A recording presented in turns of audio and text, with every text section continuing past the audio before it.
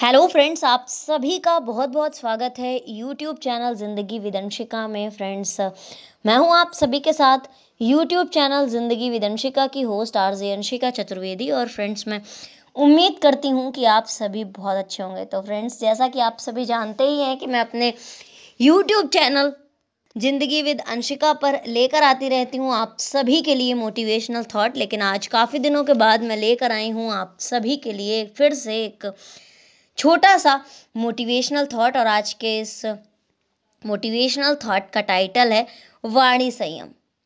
दरअसल में मनुष्य को बोलना सीखने में तो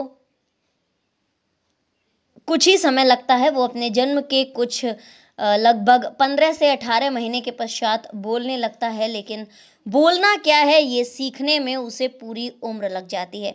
तो मनुष्य चाहे तो सभी को मित्र बना ले या सभी को शत्रु बना ले, क्योंकि मुख में जिह्वा रूपी जिस करिश्माई शक्ति का वरदान उसे परमात्मा से मिला हुआ है, उसका विवेक या अविवेक सम्मत उपयोग कर सभी का मित्र या सभी का शत्रु बन सकना उसके लिए कोई कठिन काम भी नहीं है।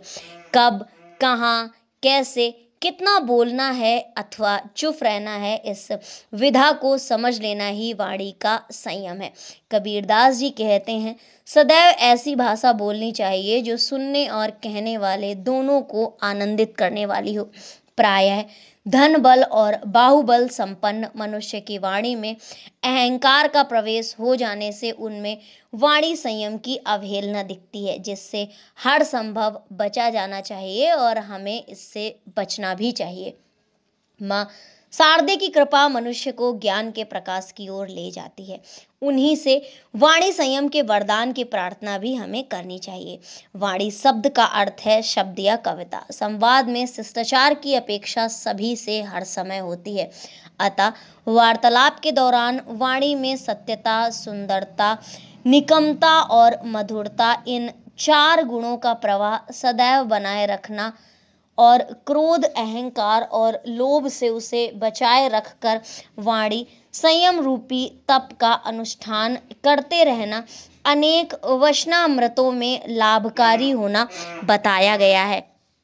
फ्रेंड्स, कौवा और कोयल एक जैसे ही दिखते हैं, लेकिन उनके स्वर से ही उनकी पहचान होती है। लंका प्रवेश के पश्चात अशोक वाटिका में हनुमान जी द्वारा माता सीता के मन में उपजे अनेक विचारों का उत्तर मधुर वचनों में दिया जाना, सीता मन विचार कर नाना मधुर वचन बोले हनुमाना, और शरणागति के समय विभीषण द्वारा मीठे शब्दों में श्री राम को अपना परिचय दिया जाना, नयन नीर पुलकित अति गाता, मन धरि धीर कही मृदु बाता, इसी उपेक्षा को पुष्ट बनाते हैं कि वाणी में मिठास रूपी रसायन कितना समसामयिक और उपयोगी होता है।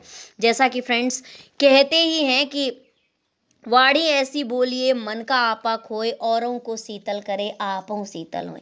कि हमें ऐसी वाणी बोलनी चाहिए जो सुनने वाले और बोलने वाले दोनों को आनंदित करे। कबीरदास जी ने भी यही कहा है। तो फ्रेंड्स, बस इतना सा था ये आज का छोटा सा मोटिवेशनल थॉट, और इसी तरह से मैं लेकर आती रहूंगी अपने यूट्यूब चैनल जिंदगी विदंशिका पर आप सभी के लिए और भी ढेरों मोटिवेशनल थॉट्स। तो देखते रहे मेरा यूट्यूब चैनल जिंदगी विदंशिका। Thank you so much. Thanks for watching and thanks for supporting. Bye bye and take care.